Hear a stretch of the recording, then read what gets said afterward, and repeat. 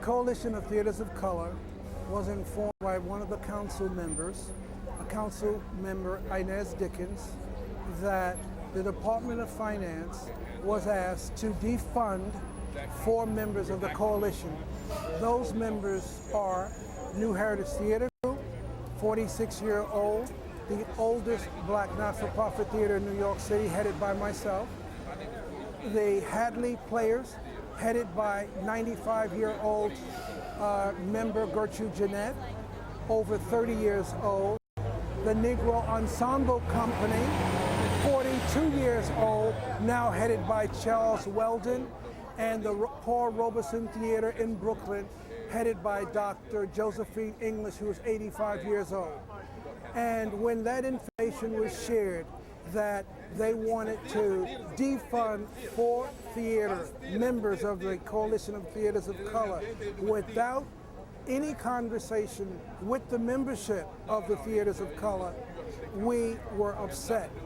I was extremely upset because the reason for the defunding was that those 4 theaters were no longer qualified to be members of the coalition. And so when that information was just shared with us, where did that come from? Members of the coalition, the executive members of the coalition was never spoken to, nor were the members supposedly in default spoken to, but you've made a decision to cut an approximation of almost $240,000 going to those 4 members. And that is crucial and critical to our survival. And by this time each year, we're well on our way in terms of receiving notices about funding so that we can carry on the work that we do. And here we are at the end of September, and they haven't even made a decision about our funding. And they voted on this back in June.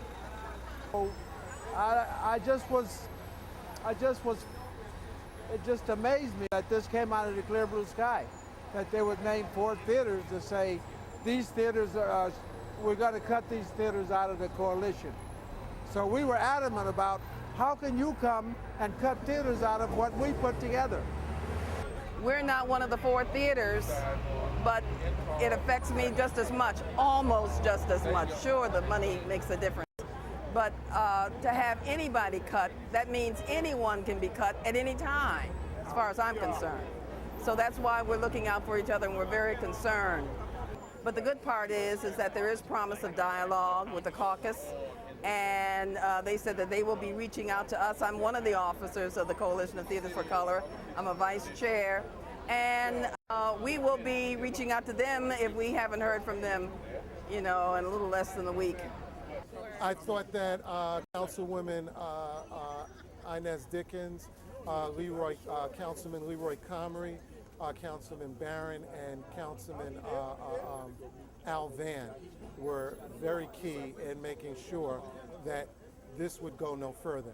And also Councilman Jackson, I thought, handled his caucus in a way that respected everybody, even though it was obvious that there was a lot of dissension in the room amongst themselves.